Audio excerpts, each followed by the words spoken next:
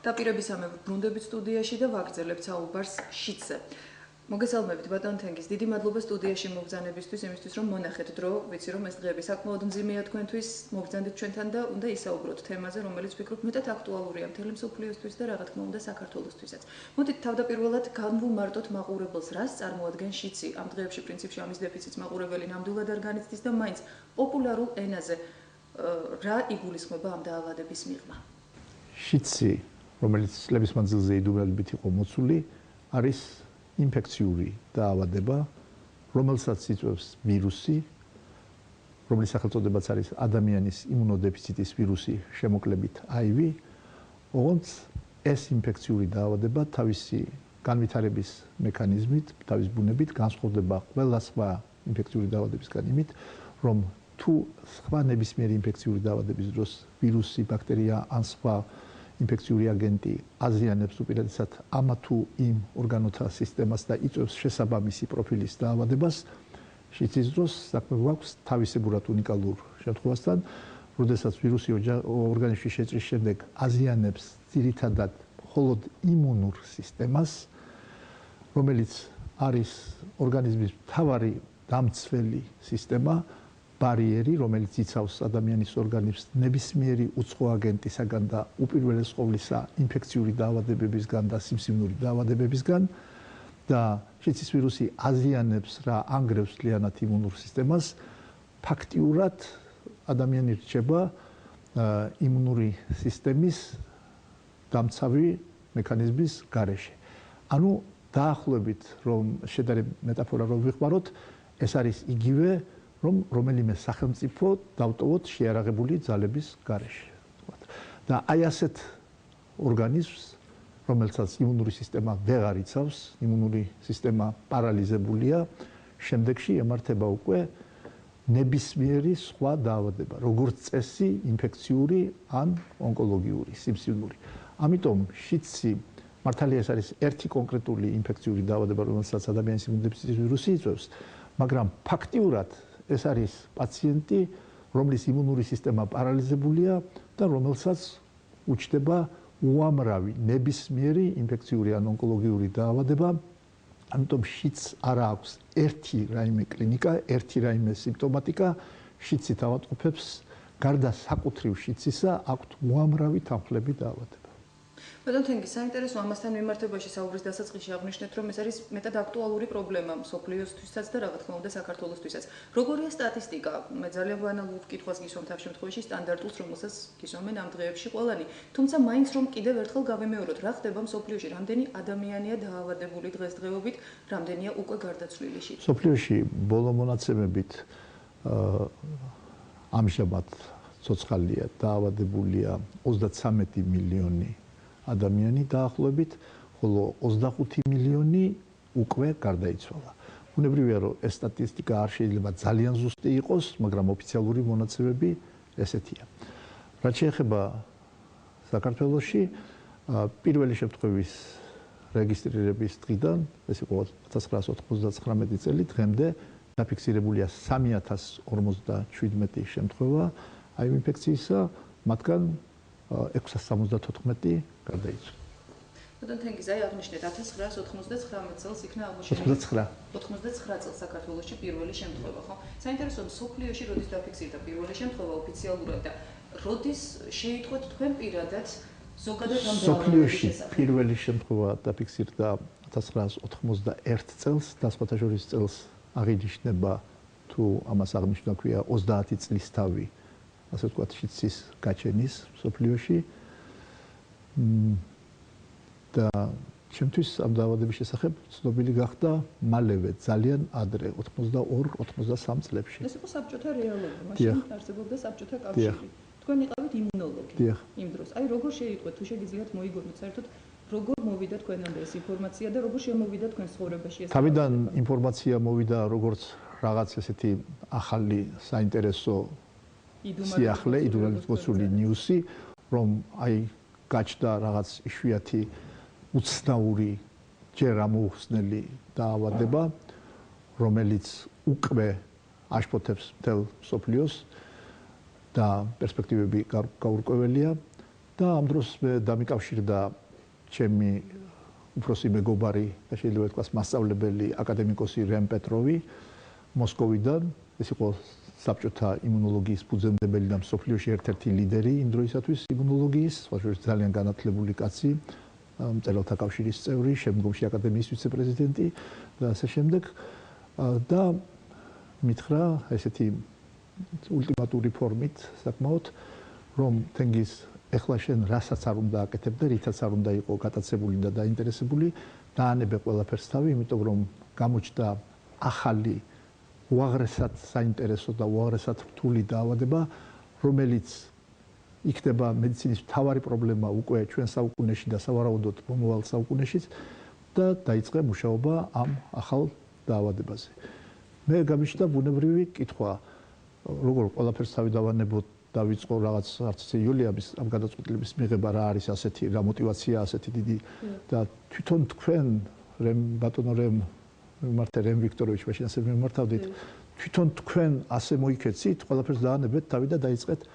არა, მითხრა მან, იმიტომ რომ ჩვენ მოსკოვში არ გვეძლევა საშუალება რომ ამ დაავადებით სერიოზულად დავინტერესდეთ და მოვკიდოთ ხელი, იმიტომ რომ ჩვენ ვერ დავარწმუნეთ ამ ეტაპზე პოლიტბიურო, რომ ეს დაავადება მართლაც ასეთი სტრატეგიული მნიშვნელობის გახდება უახლოეს მომავალში. ხოლო თქვენთან საქართველოში ეს შინაურულად უფრო იოლად გაკეთდება თქვენ მედიკებს პატარა ქვეყანა ხართ, მეტი გავლენა გაქვთ ადგილობრივ ხელმძღვანელობასთან და თქვენ სავარაუდოდ ამ შესაძლებლობას მათ შორის ფინანსურს მოიპოვებთ. და აქვე მან გაიხსენა ერთი საინტერესო შემთხვევა, რომელსაც ხშირად ვიხსენებ, რომ როდესაც პოლიტბიუროს სტომაზე მან გაიტანა ეს საკითხი და მოგეხსენებათ ეს იყო ბრეჟნევის ესე იგი პოლიტბიურო, მან ეს საკითხი ძალიან რეალისტურად დააყენა და მოითხოვა ამისთვის ფინანსირება, რომ საბჭოთა კავშირში დაუყოვნებლივ დაიწყოს ამ პრობლემაზე პროგრამა შედგეს და დაიწყოს მუშაობა. იქვე გამოვიდა მინისტრის მოადგილე მთავარი სანიტარული ექიმი და იმ მთავარმა სანიტარულმა ექიმმა განუცხადა პოლიტბიუროს წევრებს, რომ არა, ბატონი პეტროვი რასაც ბრძანებს, ეს პანიკაა, ეს არ შეესაბამება სინამდვილეს და თქვა ესეთი რამე, რომ იქ სადღაც ოკეანის გაღმა იგულისხმა ამერიკის შეერთებული შტატები, ხო, ჰომოსექსუალების რაღაც მცირე ჯგუფი რაღაც ავადმყოფობით გახდა ავად და აქ აი ეს ჩვენი ჰომოსექსუალები კიდე შიშისგან კანკალებენო და პეტროვისკენ გაიშვირა ხელი. ნუ აი ამას პეტროვი ჯერ იხსენებდა ძალიან სიმწრით, ხოლო შემდეგ, როდესაც ვთქვათ ეს პრობლემა უკვე ნათელი გახდა ყველასთვის და მათ შორის პოლიტბიუროსთვის და სხვათა შორის ძალიან სერიოზული ზომები მიიღეს და განახორციელეს, როგორც საბჭოთა კავშირი ჩვეოდა, თუ რამეს გადაწყვეტდნენ, მაშინ სერიოზულად მოკიდებდა ხალხს ფუნდამენტურად. მას შემდეგ ცხადია, ნუ ყველა მაგიარა მაშინ პეტროვის სიმართლე და იმის ის იყო ბურგასოვი, გვარად, ეხლა უნის შეკვა, მაშინ ბურგასოვი და შემდეგ ამას უკვე იხსენებდა ღიმილით. ბატონ თენგიზ, თქვენ მიიღეთ გადაწყვეტილება რემ პეტროვის, ასე ვთქვათ, რეკომენდაციით. როგორ გაიხსენებდით აი იმ პერიოდს? იმ პერიოდს, როცა აი ეს მართლაც ცოტა იყოს უცნაური დაავადება, ხო, იდუმალებით მოცული. პირველად გაჩნდა საქართველოს სინამდვილეში. პირველი პაციენტი, რომელიც რა თქმა უნდა მოვიდა თქვენამდე და თქვენ გქონდათ მასთან შეხება. როგორ მოიგონებთ თქვენი პირადი პრაქტიკიდან ამას ყველაფერს? ჩვენ მართლაც გავითვალისწინეთ რა პეტროვის თხოვნა, მე და ჩემმა ხელმძღვანელმა, მასწავლებელმა, აცგასრულებულმა, შესანიშნავმა ადამიანმა, ბატონმა სერგო კობალაძემ, პროფესორმა სერგო კობალაძემ, რომელსაც ძალიან დიდი გავლენა ჰქონდა მაშინდელ ქვეყნის ესე იგი ხელმძღვანელობასთან, არ დაიზარა, მიმყვა, ის პროგრესული კაცი იყო და მან ირწმუნა ამ პრობლემის სერიოზულობა, მიმყვა მაშინ ცეკას მდივანთან, მინისტრ-საბჭოს თავმჯდომარესთან და დაარწმუნა ისინი, რომ შეექმნათ გარკვეული პროგრამა და გამოეყოთ ფინანსები ამ დაავადებაზე სამუშაოდ. ამისთვის საჭირო იყო მინიმალური რამ, ესე იგი რამოდენიმე $10,000 აპარატურის შეძენა და სისტემების შეძენა, რაც მაშინ ძალიან ძნელი იყო, იმიტომ რომ მოგეხსენებათ მაშინ დოლარი მიმოქცევაში არ იყო და $100 კი რო გეშოვნა, მინისტრ-საბჭოს დადგენილება იყო საჭირო. ასე რომ ჩვენ ამიტომ აი ამ ფაქტის გამოა, რომ საქართველოს პირველმა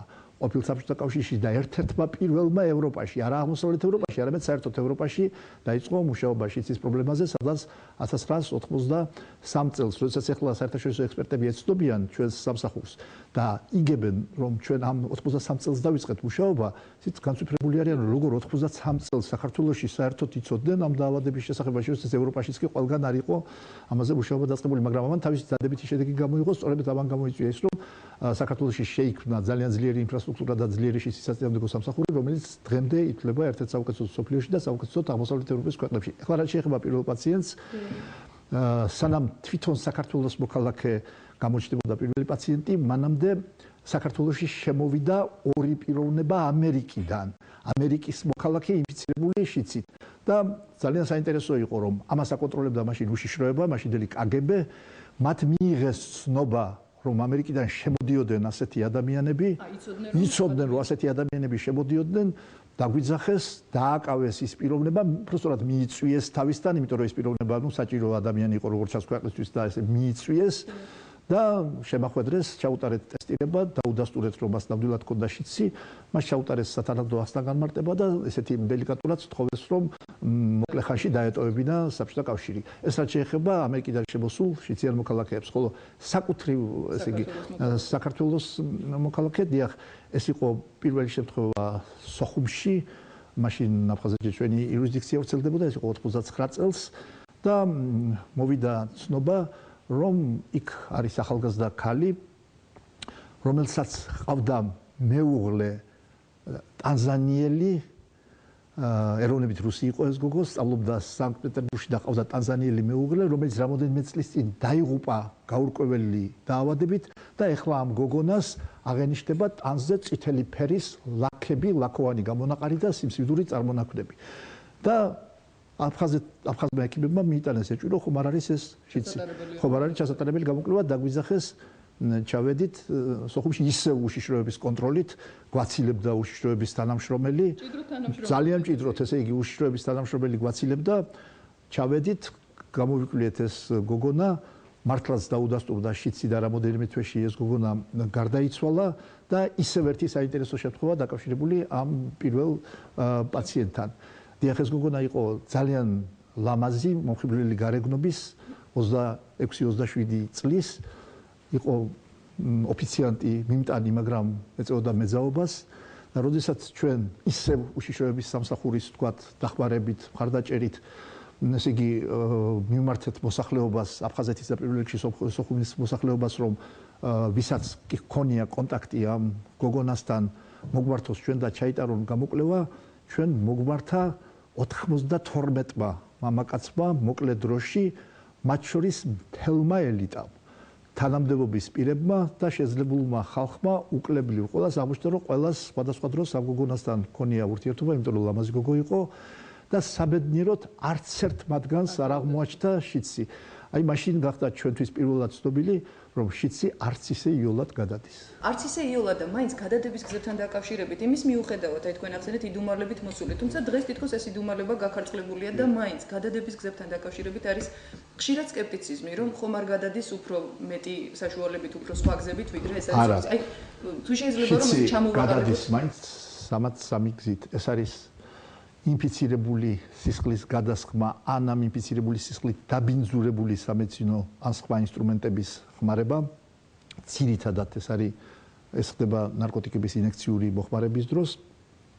მეორე დაუცველი სქესობრივი კონტაქტისას და მესამე დედიდან ნაყოფზე მუცლად ყოფნის და ძუძუთი კვების პერიოდში. სხვა არც ერთი გზით შიცი არ გადადის.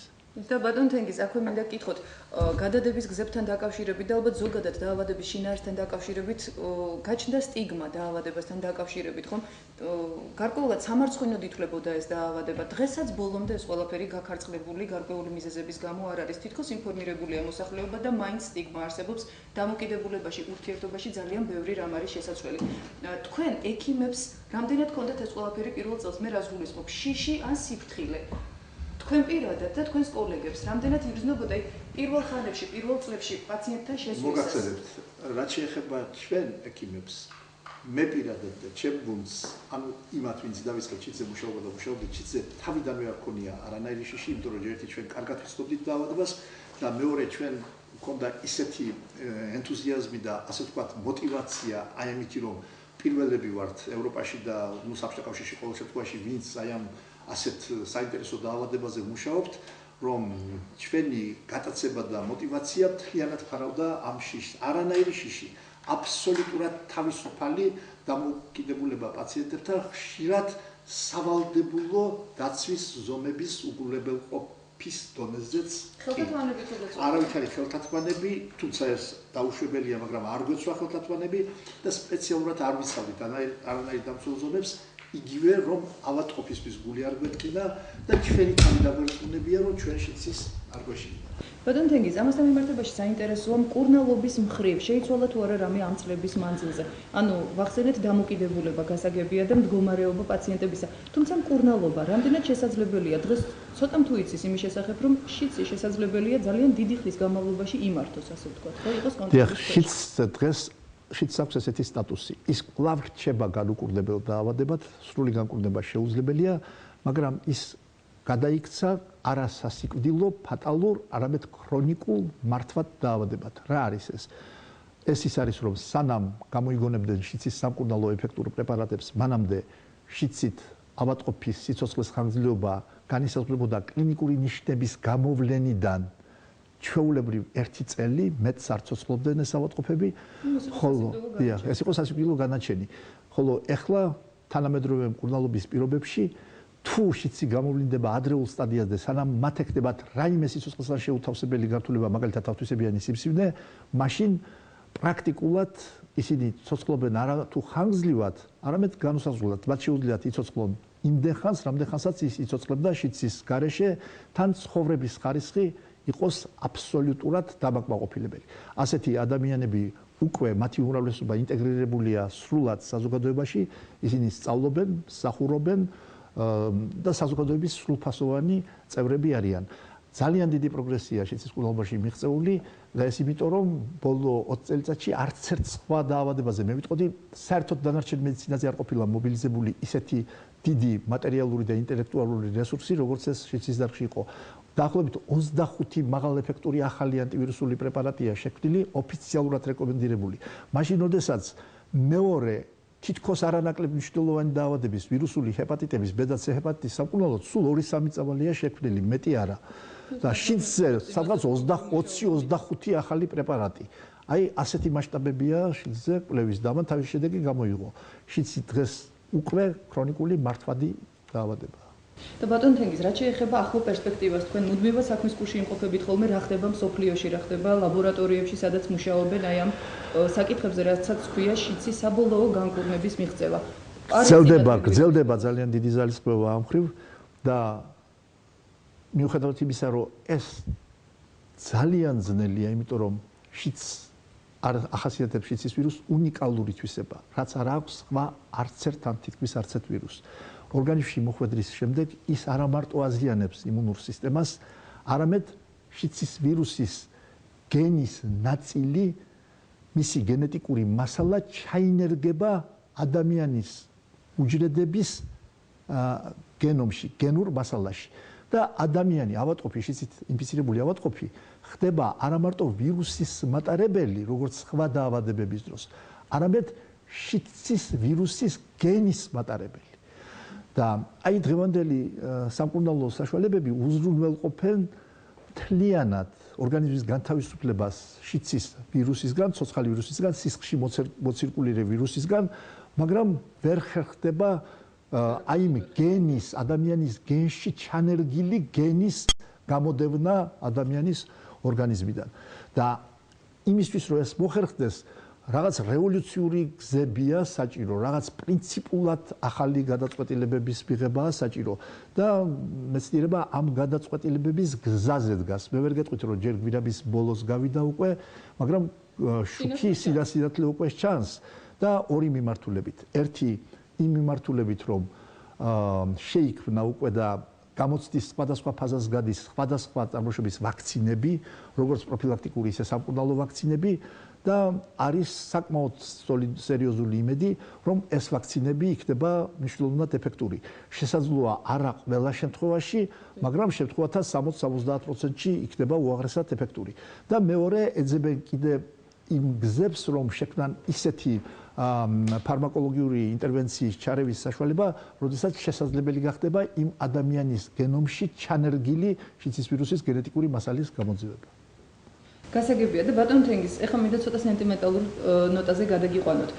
თქვენ ბრძანდებით ექიმი, ყველაზე კეთილშობილური პროფესიის წარმომადგენელი პრინციპში. ექიმი და ერთ-ერთი იშვიათი გამონაკლისთაგანი, რომელსაც არასდროს არ აგიღია თანაზღაურება პაციენტისგან. ეს როდესაც მე გავიგე, ჩემთვის იყო მართლაც მოულოდნელობა. მე რა მინდა გითხოთ, რა განაპირობა ეს ფაქტი? იმან რომ თქვენ გიწევთ ძიმე კონტინგენტთან ურთიერთობა და რატომღაც თვლით, რომ მათგან არ უნდა მიიღოთ არანაირი გასამსჯელო თუ რაღაცა სხვა მოტივები გამოძრავებდათ ამ დროს. ზოგადად რატომ აკეთებდით ესე თავიდანვე და აკეთებთ დღესაც? არ ვიცი, რამდენად სალაპარაკოა ეს თემა, მაგრამ არა, ის რომ ძიმე კონტინგენტი ეს არ იყო ძირითადი მიზეზი, იმიტომ რომ მე ყოველთვის როგორც თქვენ თვითონ აღნიშნეთ, არ მუშაობდი შიცის პრობლემაზე, ადრე ვიყავი კარდიოლოგი, შემდეგ იმუნოლოგი. არ ვიცი, უბრალოდ ამას ახსნა არ აქვს. ხშირად დაუსვამთ ეს კითხვა, ახსნა არ აქვს. უბრალოდ, როდესაც პირველად, მეორედ, მესამედ, მეოთხედ პაციენტმა შემომთავაზა ჰონორარი და მე ვერ მოვახერხე მისი აღება რაღაც ბარიერის გადალახვა ვერ მოვახერხე, შემექმნა რაღაც ეს ბარიერი, აი ესეთი რომ პაციენტისგან ჰონორარის აღება რაღაც მიუღებელია. ელემენტარულად რამოდენიმეჯერ ეს ვერ მოვახერხე და შემდეგ გადავწყვიტე რომ არ ამეღო. და პრინციპი დარჩა პრინციპად დღემდე.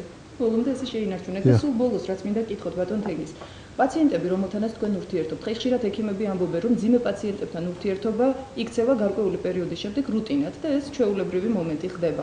თქვენთვის რამდენად გაჩვეულებრივდა, უხეშად ვიტყვი, ეს ურთიერთობა და რამდენად მიყვებათ ხოლმე კლინიკიდან, თქვა სამედიცინო დაწესებულებიდან თქვენს პირად ცხოვრებაში, თქვენს ცხოვრებაში მათი ისტორიები, ეს არის ძალიან დრამატული, ტრაგიზმით აღსავსე ისტორიები ხშირად ალბათ არა, რამდენად მიყვებათ აი ეს მათი პრობლემები, ვთქვათ, მათი გამოსავალი, რომელიც თქვენ მათზე ადრე უწყით ყოველთვის, რამდენად შეიძლება გამძიმებთ თუ პირიქით ეს არის რუტინა, რომელიც ჩვეულებრივია უკვე და ამაზე აღარ ფიქრობთ ხოლმე კლინიკის კედლებში. როგორ გითხართ, ცალსახელმწიფო გაცემა მიჭერს, რა თქმა უნდა, მნიშვნელოვანწილად ის დრამატიზმი, რაც თავიდან ჰქონდა, ის დრამატიზმი შენელდა, განელდა, რამდენადაც დრამატიზმი ახდა თავიდან ძალიან დიდი დრამატიზმი, მაგრამ ალბათ შეუძლებელია რომ წლების მანძილზე, ათეული წლების მანძილზე ვთქვათ, კონდეს შეხება თუნდაც ძალიან სერიოზულ, დრამატულ, ტრაგიკულ ვთქვათ პიროვნებებთან,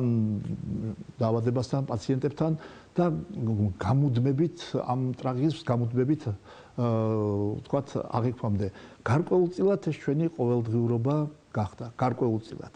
მაგრამ მეორე მხრივ თუ ეს ტრაგიზმის განცდა შემცირდა, გულწრფელად მინდა გითხრათ, არ შემცირებულა ინტერესი. აი მეორე რომ თითეული რთული შემთხვევა და თითეული ძნელად სადიაგნოსტიკო შემთხვევა იმდენად საინტერესოა რომ იმ დღეებში მთლიანად ამით ვართ დაკავებული, მათ შორის აი სახშიც რომ მივარ ხშირად ამაზე ვფიქრობთ, ეს პრაქტიკულად არ შეცვლილა.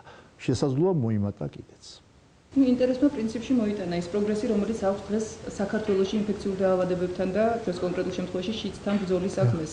რაც ჯეროვნად დააფასა პრინციპში ჯანდაცვის მსოფლიო ორგანიზაციამ. სულ ახლახანს არც ისე დიდი ხნის წინ თქვენ მიიღეთ პრემია, რომელიც მე ვფიქრობ სამედიცინო საქმიანობაში არის ერთ-ერთი მნიშვნელოვანი აღიარება საერთაშორისო სამედიცინო საზოგადოებისგან. ჯანდაცვის მსოფლიო ორგანიზაციამ ინფექციური პათოლოგიის და შიცის სამეცნიერო პრაქტიკულ ცენტრს მიანიჭა უმაღლესი, მისთვის გაეროსთვის უმაღლესი პრემია, დოქტორ ლის პრემია და $85,000. ფორმულირება ამ გადაწყვეტილების იყო შიცის, ვირუსული ჰეპატიტების და სხვა ინფექციური დაავადებების დარგში შეტანილი უდიდესი წვლილისათვის და პიონერული კვლევებისათვის. აღსანიშნავია ალბათ ამ ჯილდოს მნიშვნელობაზე ამბობს ის, რომ ასეთი ჯილდო დღემდე არ აქვს მიღებული აღმოსავლეთ ევროპის და ყოფილი საბჭოთა კავშირის არც ერთი ქვეყნის, არც ერთ სხვა სამედიცინო დაწესებულებას. ძალიან დიდი მადლობა ბატონ თენგის სტუდიაში მოგზავნებისთვის, იმისთვის რომ თქვენი დაძაბული გრაფიკის მიუხედავად მონახებთ, რომ მოგზანდით და ისაუბრეთ დაავადებაზე, რასაც ქვია შიცი. პირიქით მადლობთ მოწვევისათვის. დიდი მადლობა.